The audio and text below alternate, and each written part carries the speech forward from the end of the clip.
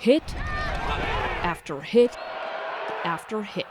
Football players leave it all on the field. We've always known there's been hard hits in the game. For some players, the effects of those jarring, repeated impacts can appear long after their playing days are over.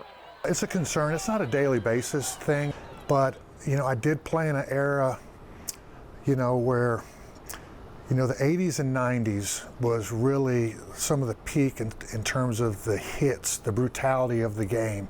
Kevin Donnelly played for 13 years in the NFL, even made it to the Super Bowl with the Carolina Panthers. Before that, he played for UNC. I absolutely love the game of football. But he wants to know how the impacts of the game he loves so much may be affecting his brain. Got hit hard. I can remember just maybe a few times really feeling like I had a concussion or concussion symptoms. The biggest concern for many former players of football and other contact sports is chronic traumatic encephalopathy, better known as CTE. The degenerative brain disease is believed to be caused by repeated hits to the head. Signs of CTE were found in former NFL players Aaron Hernandez, Junior Seau, and Jovan Belcher, who all died by suicide. According to the CDC, the disease is linked to a buildup of proteins that cause brain cells to die. CTE really is defined by identifying tau. It's a protein that aggregates within certain regions of the brain, and that begins to affect emotion and motor behavior in some cases. Neuroscientist and former university chancellor Dr. Kevin Guskowitz is the founding director of the Center for the Study of Retired Athletes at UNC Chapel Hill. He says CTE presents a unique challenge because it can only be definitively diagnosed after death by examining brain tissue. It's frustrating. It is, one of the few diseases that cannot be identified in vivo, meaning in a living person. So now the center is part of a study seeking to change that. It's called the NFL Long Study, which stands for Neurologic Function Across the Lifespan.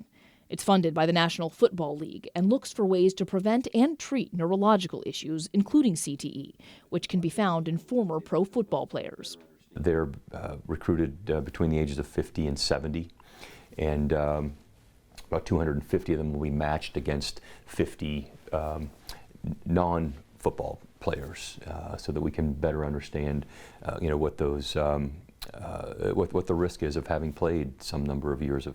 Donnelly is participating in the study, which includes tests of balance, memory and cognitive function, as well as imaging scans. If this can be diagnosed earlier, if we can catch the signs, are there treatments available that might be able to slow it?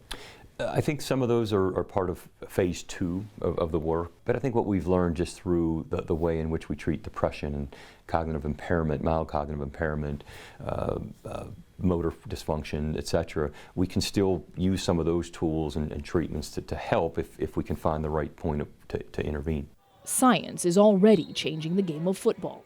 Sensors on helmets and uniforms can provide information to researchers, and new protocols have changed the way suspected concussions are treated. I'm much less worried today than I was 15, 20 years ago.